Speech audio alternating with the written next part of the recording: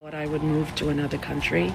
That's what I decided would be the best The for. manufacturing of madness, how the system radicalizes the masses. The Gatorade illusion, how top-down processing warps reality. You're sitting there, thirsty, waiting for that first hit of sugar and carbonation. Someone hands you a cup, tells you it's orange soda, sweet, fizzy, the kind of thing that rots your teeth, but brings you back to childhood summers. You take a sip. Something's off, but before you can name it, your brain scrambles to make sense of what it just tasted. This is top-down processing, the invisible hand that shapes your perception before you even realize it's happening. Your expectation, orange pop, acts as a filter, warping the raw input before it reaches your conscious mind. How it works. Your brain fills in the gaps. The first taste isn't raw data. It's already been contaminated by belief. You expect carbonation, so your mind tricks you into feeling a phantom fizz, even though it's not there. You rationalize the lie. There's a moment of confusion, but you convince yourself that maybe it's just a weird brand of orange soda. Maybe it's gone flat. Maybe you just imagined the missing bubbles. The truth comes last. Eventually, the taste settles. You realize it's Gatorade, not pop. The expectation fades, replaced by reality. But for that brief window, you believed the lie. Now take that same process and apply it to the entire world. How the system uses this against you. They hand you a narrative. The media, the government, the ruling class, they tell you what's in the glass before you even take a sip. They shape the story before you get a chance to question it. Your mind tries to make it fit. You see something that doesn't add up. Inflation is climbing, crime is out of control, wars are breaking out like a pandemic of madness, but the news tells you it's all fine. So, for a moment, your brain tries to reconcile the contradiction. You gaslight yourself, maybe I'm overreacting. Maybe things aren't that bad. You rationalize the missing carbonation of reality because the system conditioned you to expect something different. By the time you wake up, by the time you realize it was Gatorade all along, they're already pouring the next illusion. Another glass, another lie, another story built on the expectation that you won't question what you're given. But once you learn to taste past the expectation, once you recognize the trick, you can never be fooled again. The radicalization machine, how top-down processing turns people into fanatics. It starts with perception control, before you even know what you're looking at, before you get a chance to form your own thoughts. The narrative is already loaded into your head like a pre-installed virus. That's top-down processing, the unseen hand that shapes how you interpret reality before reality even reaches you. Understanding how it works is the first step toward understanding how mass radicalization happens. You think people wake up one day and decide to become extremists? No, they get led there, inch by inch, expectation by expectation, until they can't tell the difference between the story they've been fed and the truth. Step 1. They tell you what you're seeing. Before the facts even hit your brain, the label is already attached. The riot, that's a peaceful protest. The protest, that's a violent insurrection. The economic collapse, that's actually just a transition. The raw data is meaningless because you don't experience the event itself. You experience the prepackaged, editorialized version of it that's been built for you. Step 2, your brain fills in the gaps. Once you're told what's in the cup, your mind tries to make it fit. If you expect orange soda, you'll swear there's carbonation, even if there isn't. If you expect fascists, you'll see them, even if they're just normal people. If you expect heroes, you'll defend them, even when they're doing monstrous things. You don't question the taste because the expectation overrides the sensory input. Just like you don't question the narrative because the label was attached before you even got to think. Step 3, reality breaks, but the mind clings to the lie. Eventually, the truth doesn't match the expectation. But by then, the mental scaffolding is too strong. People double down. They excuse the contradictions. They attack anyone who points them out. They rewrite their own memories to fit the framework they've been given. This is how entire populations get led into madness. How good people defend evil. How entire nations sleepwalk into destruction. How a lie repeated enough times becomes more real than the truth. The first step to breaking the spell. Once you see how top-down processing works, you can't be controlled by it anymore. You stop accepting their labels, their headlines, their pre-chewed narratives. You start questioning the taste of what they're feeding you, and when enough people do that, The illusion collapses. Because radicalization isn't about making people angry. It's about controlling their perception before they even know they're being controlled. The descent into madness, how the machine pushes people past the point of no return. Top-down processing is step one. That's how they set the stage, tilt the frame, so when you look at the world, you see what they want you to see. But getting someone from believing a lie to committing violence in its name, that takes something stronger. That takes emotional hijacking. Fear is a weapon, the lockdown of the mind. Fear kills logic. Drown the masses in doom and paranoia, and they'll beg for control. COVID was the perfect test run. Flashing death tolls, lockdown orders, the psychotic mantra of trust the science. People ratted out their neighbors, screamed at strangers for walking outside. The terror was so deep that even after the facts collapsed, they clung to the fear. They did it with climate catastrophe too. 12 years left. No, 8 years. We've already gone too far. A moving goalpost designed to keep people in permanent anxiety. No time for debate, no patience for facts, just panic and compliance. And when fear runs dry, rage takes the wheel. Moral shock therapy, the endless loop of trauma. People don't riot over statistics. They need to see it, feel it, drown in it. That's why they ran George Floyd's death on a loop over and over until the rage burned out reason. The summer of 2020 wasn't spontaneous unrest. It was primed combustion. They drenched the nation in gasoline and tossed the match. Same with Ukraine. One day half the country couldn't find it on a map. The next, flags in every bio, mass emotional hysteria, and blind loyalty to a war no one understood. Why? A flood of carefully curated horror. Images of suffering children, war crime headlines, all delivered with zero room for doubt.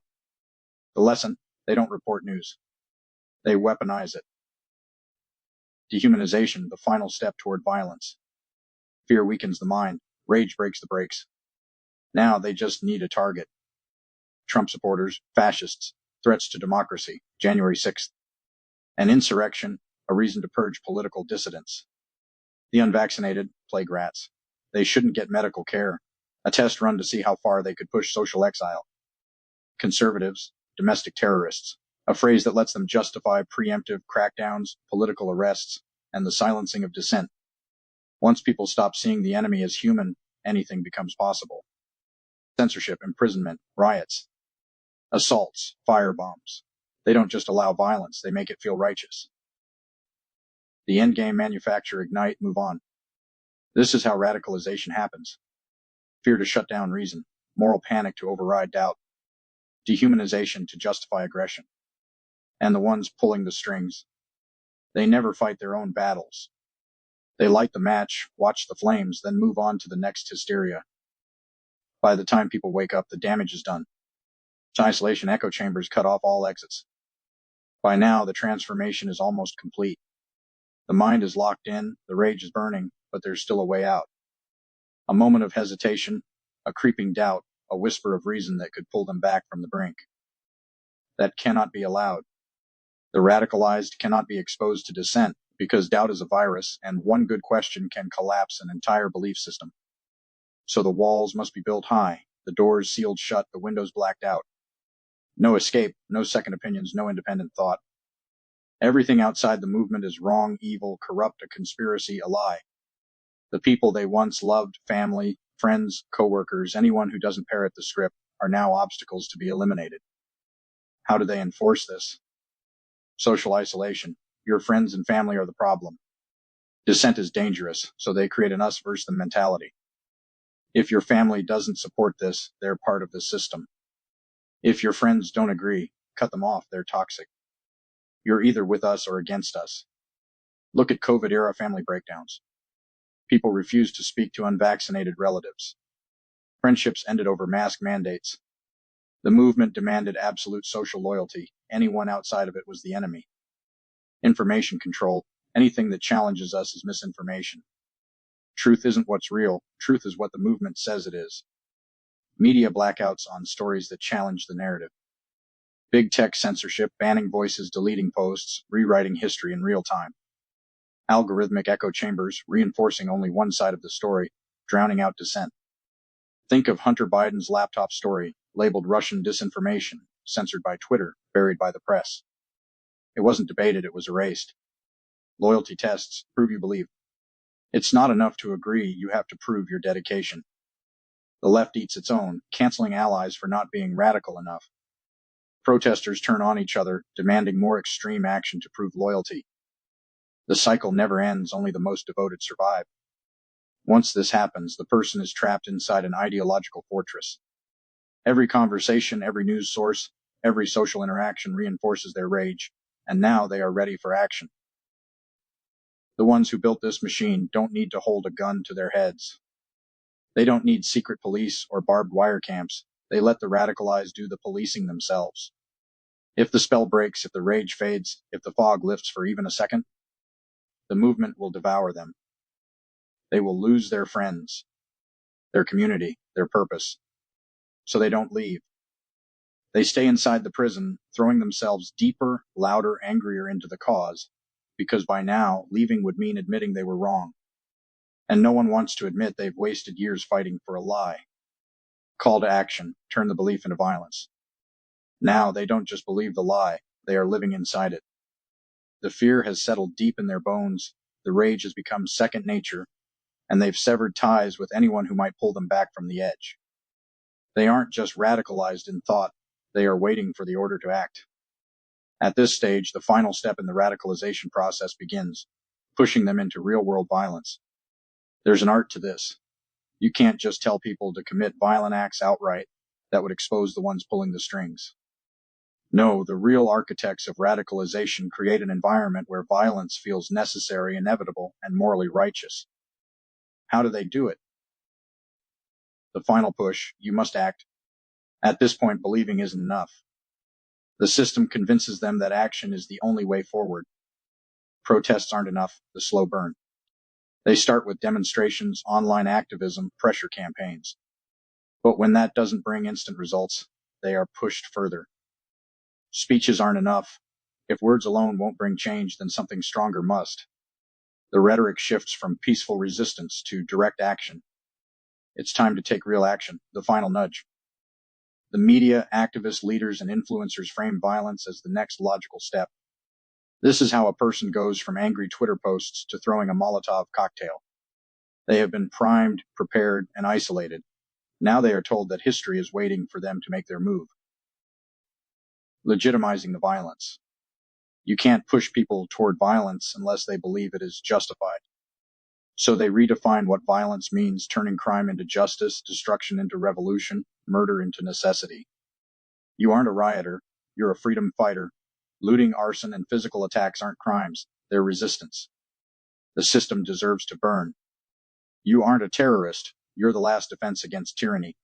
Every radical group throughout history uses this line. The enemy is too powerful, too corrupt, too dangerous to be beaten with words. You aren't a criminal, you're a hero. They don't just encourage violence. They turn their violent actors into martyrs. The person who firebombs a police car, a hero. The one who attacks a political opponent, a defender of democracy. The more destruction they cause, the more they are celebrated. This step is critical. Without it, most people would hesitate before crossing the final line. But by redefining violence as virtue, the hesitation vanishes. Do it for the cause, the final trigger. Now the final step, get them to act. A Molotov cocktail through a window. That's justifiable anger. A brutal attack on an enemy. They would have done the same to you. A politician assassinated. It's not murder, it's a revolution. The system never gives a direct order. They don't have to. They create the conditions, the justification, the moral righteousness. Then they wait. Someone will snap. Someone will step forward. And the moment that first act of violence is committed, there's no turning back. The final lock, no way back. Once they commit to violence, the cause owns them. It's not just about believing anymore. It's about what they've done. There's no way to undo it, no way to explain it away. The movement becomes their identity. And if they ever start to doubt, if the fog starts to lift, they can't walk away. If they leave, they lose everything. Their community, their sense of purpose, their entire worldview. So they don't leave. They double down. Again and again.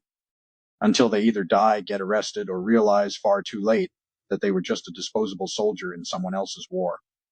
The assembly line of madness, how the system manufactures extremists.